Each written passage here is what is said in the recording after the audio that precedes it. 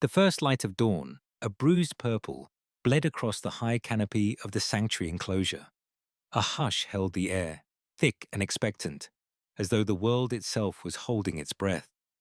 Below, in the cavernous space, a massive form stirred, not with the customary power of his species, but with a profound, almost ancient weariness. This was Kito, a magnificent silverback gorilla, his once lustrous silver saddle now dulled by age and illness, his breaths shallow. From the elevated observation deck, Dr. Anya Sharma watched, her silhouette stark against the nascent light. Her eyes, usually sharp with scientific precision, were now glazed with an emotion she fought to suppress: dread. She knew the prognosis, had delivered it herself. Keto's advanced cardiomyopathy was irreversible, a slow, relentless tightening around his immense heart. Every labored breath was a tick of a clock, counting down the last precious moments of a life interwoven with hers for a decade. A low, guttural sigh escaped Keto, a sound of deep discomfort that rippled through the stillness. His heavy-lidded eyes, the color of rich, dark earth, lifted. Across the expanse of concrete and glass, past the dew-kissed leaves, his gaze found hers. It was an unblinking, unwavering stare, a silent plea and a profound recognition that promised an impossible, final conversation. How do you prepare to say goodbye when words are not an option and the heart refuses to let go? Keto's diagnosis of advanced cardiomyopathy had come swiftly, a brutal blow after weeks of subtle, then overt, decline. Dr. Adarsh Kohli, the sanctuary's lead cardiologist, had confirmed it with a grim shake of his head. The damage was extensive, irreversible, and palliative care was their only remaining path. The exhaustion of medical options weighed heavily on Anya, a burden that mirrored the quiet sense of past professional losses she carried. Her decade-long connection with Keto was born from trauma and hope. She had been part of the rescue team that saved a young, injured Keto from poachers, nursing him back to health and guiding his rehabilitation into the sanctuary's complex social structure. He was not just a patient. He was a living testament to her life's work, a testament she was now watching slowly fade.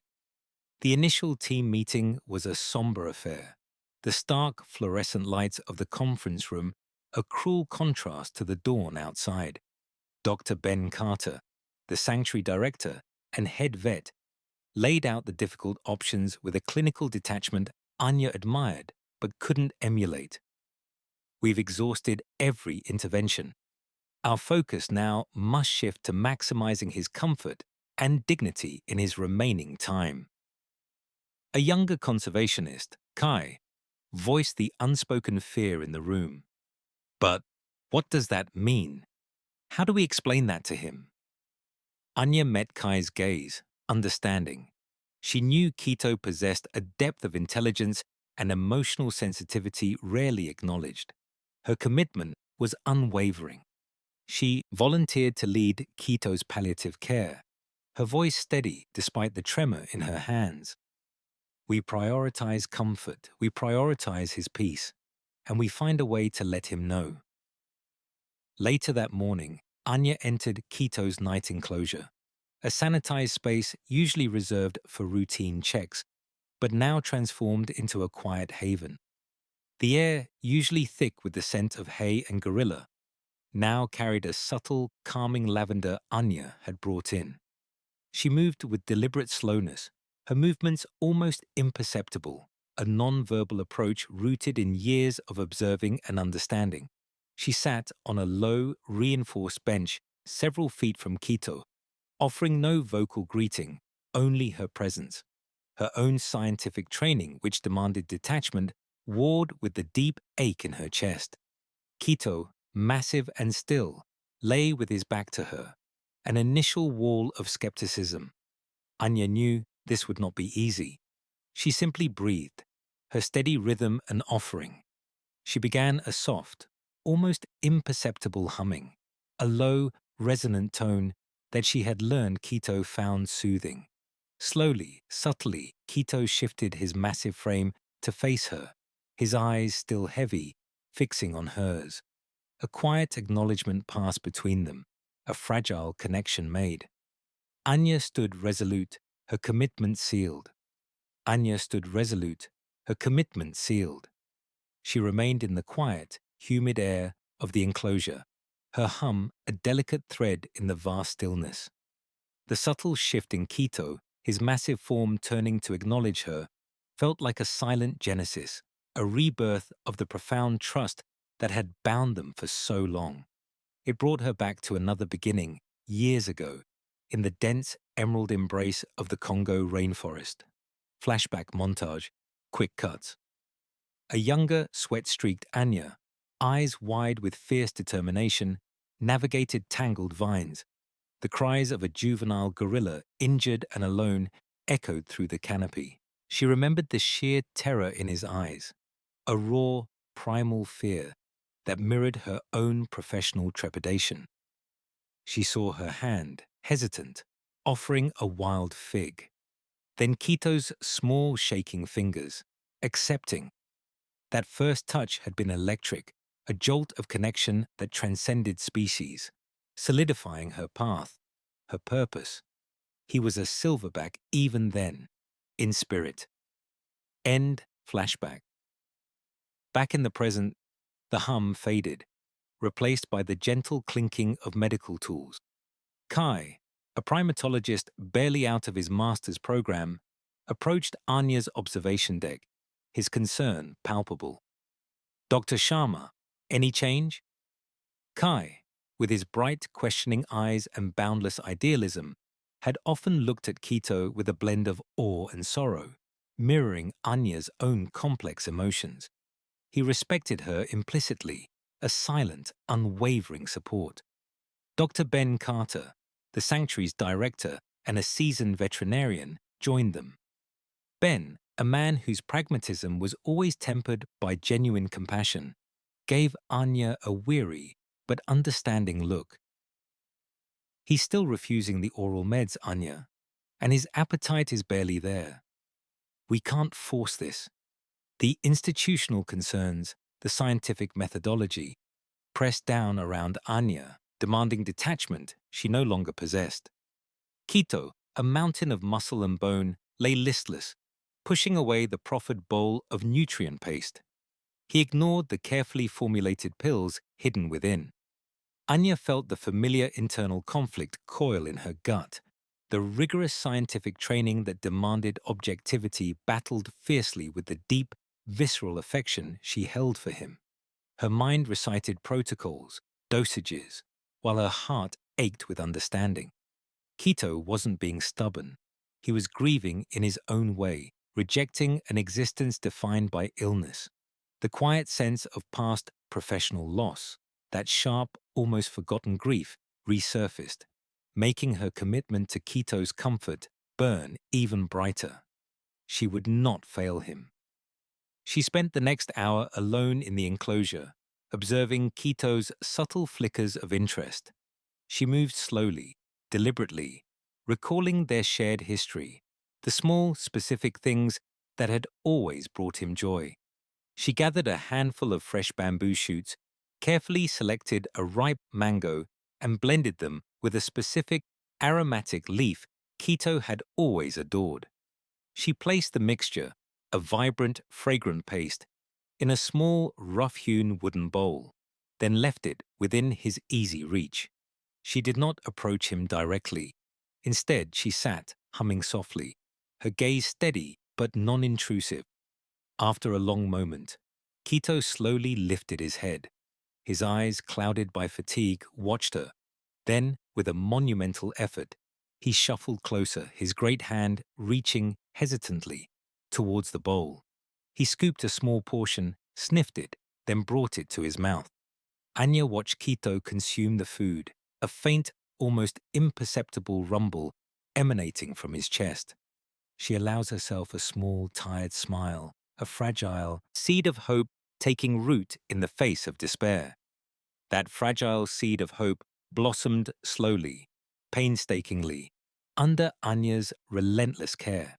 She understood that Kito's comfort now hinged on a language far more nuanced than words, a tapestry woven from instinct, empathy, and years of shared silence. Anya began to curate Kito's world with an artist's precision. She introduced specific patterns of low, resonant vocalization, a soft, almost imperceptible hum that vibrated through the enclosure's air, a counterpoint to the distant hum of the sanctuary's operations. She infused the space with scent enrichment, bundles of soothing lavender and damp earth, reminiscent of his natural habitat, placed discreetly in his favored resting spots.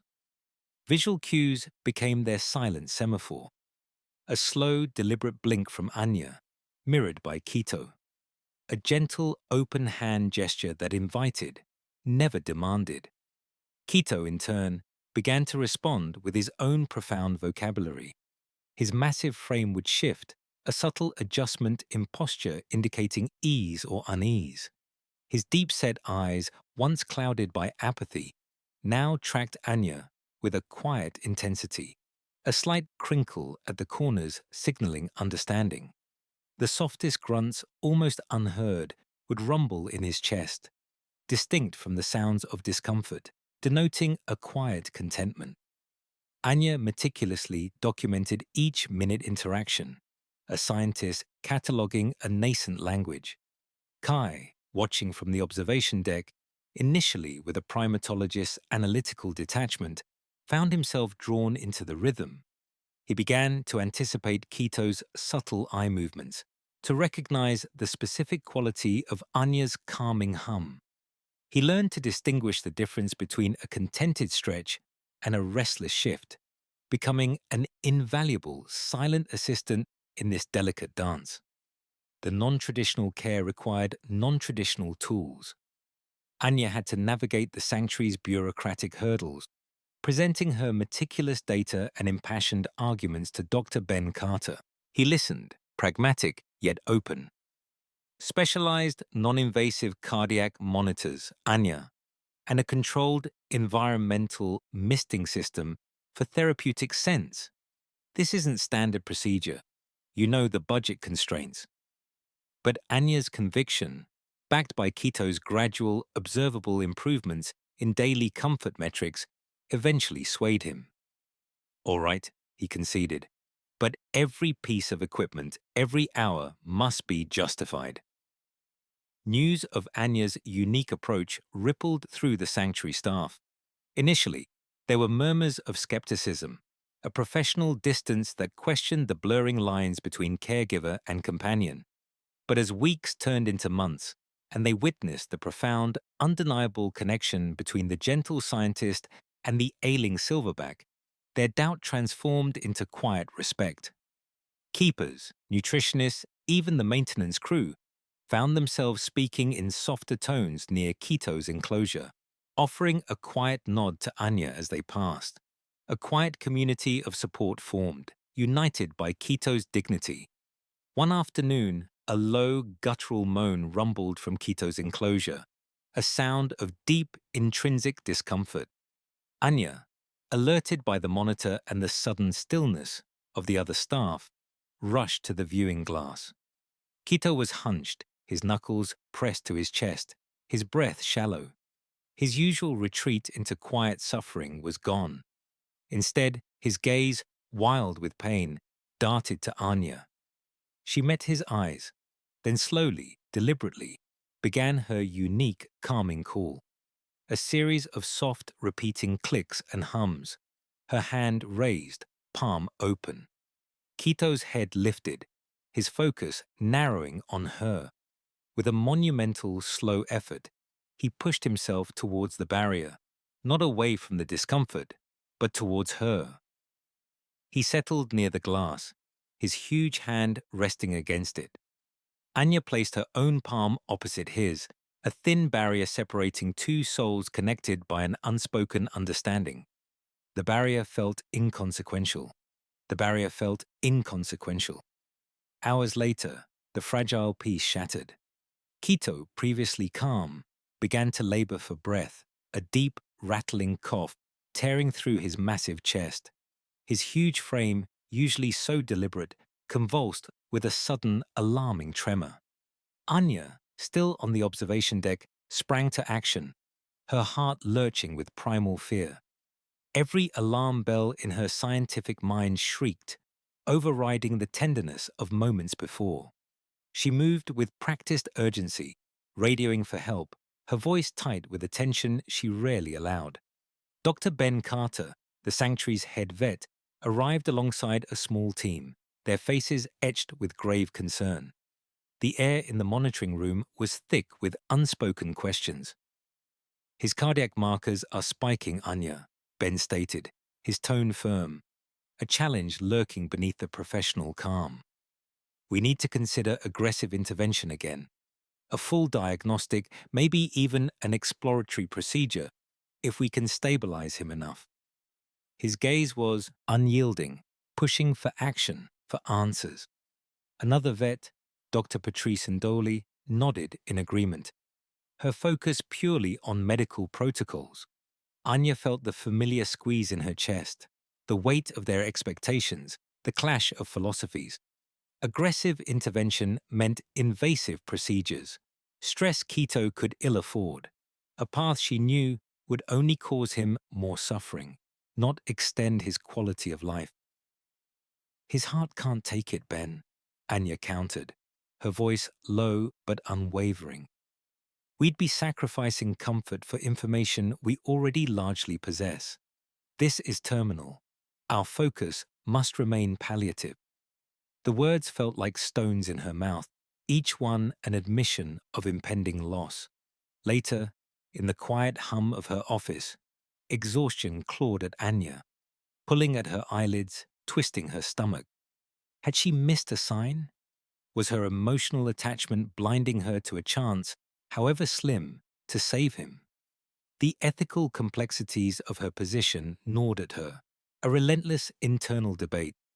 She was a scientist dedicated to saving lives, yet here she was, advocating for a gentle letting go. The professional duty warred with the profound personal bond she shared with Kito. A soft knock at her door. Kai, his young face earnest, entered with a steaming mug of tea. He's resting now, Anya, Kai said gently, sensing her turmoil. The sedative helped. You did everything right. Those comfort measures you've established, they're the only reason he's responded like this. Kai's steadfast support was a quiet anchor in her storm of self-doubt, a reminder that her unconventional approach had merit, had already offered Kito precious peace. Anya took a deep breath, the steam warming her face. We need to do more than just manage the symptoms, Kai, she murmured, a fresh resolve hardening her gaze. We need to actively wrap him in comfort, anticipate every need before it becomes distress. She proposed a new experimental protocol, something beyond standard palliative care. It involved a custom-blended, calming environmental scent diffused subtly through his enclosure, a gentle, earthy aroma designed to soothe. Paired with it, a unique light therapy, a cycle of amber and deep violet hues, mimicking the fading light of a tranquil forest evening. She presented the idea to Ben later, articulating the scientific basis for sensory enrichment, arguing for the dignity it offered. Ben, though skeptical, saw the desperation in her eyes, the fierce love. He reluctantly approved. The following days were a delicate dance of careful adjustments. The scent diffuser hummed almost imperceptibly, releasing its soft, grounding aroma. The enclosure glowed with the gentle, shifting light. Slowly, almost imperceptibly at first, Kito began to settle. His breathing eased, growing steadier. His muscles relaxed. The episodes of discomfort lessened, replaced by longer stretches of calm repose. Anya sits vigil, watching Kito breathe, steady and deep. The soft, amber light fills the enclosure. She knows this fragile piece is temporary, but in this moment, It is everything. Her hand brushes a tear from her cheek, unseen in the dimness. Days bled into weeks. The fragile piece in Kito's enclosure, a delicate, hard-won victory Anya guarded fiercely. She began spending her nights in the observation deck, a worn sleeping bag her only companion against the cold glass. From this silent perch, she watched Kito, a magnificent shadow moving in the lunar glow, charting the subtle shifts in his sleep patterns, the cadence of his breathing, the almost imperceptible changes in his posture. Every twitch of an ear, every soft snore, became a vital piece of their unspoken dialogue, deepening her understanding of his comfort and his quiet discomforts. Kai, witnessing Anya's unwavering commitment, understood the depth of the care Kito required. He launched the Kito's Comfort initiative, a quiet rallying cry that resonated throughout the sanctuary. Volunteers, initially just a handful, arrived with specific enrichment items, woven puzzles filled with calming herbs, soft blankets for nesting, carefully constructed platforms for ease of movement. The sanctuary staff, once a collection of dedicated individuals, began to coalesce around Kito's plight. Maintenance teams ensured the enclosure's climate control was flawless. Nutritionists experimented with new, gentler purees. Even the administrative staff quietly rerouted funds for specialized, non-invasive monitoring equipment. Kito was no longer just a patient. He was the heart that brought them all together, a silent, powerful gravity. One late evening, as Anya sat, lost in the quiet rhythm of Kito's breath, Kai joined her, offering a steaming mug of tea. The silence stretched between them, comfortable yet heavy. Anya, in a voice barely above a whisper, spoke of the chimpanzee she had lost early in her career, a young female named Nala, whose illness had been swift and merciless, leaving Anya with an enduring ache of helplessness. I tried to be so objective then, she confessed, her gaze fixed on Kito, to keep the distance, but it only made the loss sharper. Kito has reopened that wound, yes, but he's also showing me how to heal it differently, how to truly be with it. Kai simply listened, a steady, empathetic presence, his understanding a balm. As the weeks turned, Kito, despite his weakening body, began to offer his own profound gestures of reciprocity. One afternoon, while Anya sat near the reinforced glass, offering soft, calming vocalizations, Kito moved deliberately towards her. He held a perfect, ripe piece of mango, carefully peeled, in his enormous hand. With a gentle nudge, he pushed it against the barrier, directly towards Anya's outstretched fingers. It was a simple act, yet it spoke volumes. Trust, inclusion, a profound recognition that transcended species. These exchanges, small offerings of fruit or a particularly treasured leaf, became their sacred ritual, each one a thread weaving their hearts closer. Anya no longer fought the blurring lines between professional duty and personal affection. This wasn't just a patient-doctor relationship, it was something far more ancient, more fundamental. This magnificent, ailing silverback and the quiet, determined primatologist had formed an unconventional family, bound by empathy and a love that needed no spoken language. As Kito nudges a piece of mango towards her, Anya reaches out, her fingers pressing gently against the cold glass. Her eyes, glistening, hold a depth of love that needs no words. This, she understands, is family. That understanding deepened with each passing day, each subtle shift of light through the canopy marking the deliberate march of time. Autumn painted the world outside the enclosure in hues of bruised amber and defiant scarlet, a vibrant last breath before winter's quiet resignation. Inside, Anya meticulously documented Kito's routines, her pen sketching the quiet poetry of his existence. She noted the precise angle of his head tilt when considering a puzzle feeder, the intelligent glint in his eyes as he solved it with practiced ease, his massive fingers deftly manipulating the intricate locks for a hidden treat. His preferences were precise. A certain type of browse, presented just so. A specific spot near the western wall where the morning sun lingered longest. Kito's continued communication, a language refined over weeks, spoke volumes without a single uttered word. A soft, rumbling vibration in his chest indicated contentment. A slower blink meant deep relaxation. And the gentle brush of his knuckles against the glass, just where Anya often sat, was an invitation. A shared moment of silent solace. Kai, often present during these observations, found himself mirroring Anya's stillness, learning to read the nuances of Kito's expressions. They sat together, sometimes for hours, lost in the meditative rhythm of Kito's day.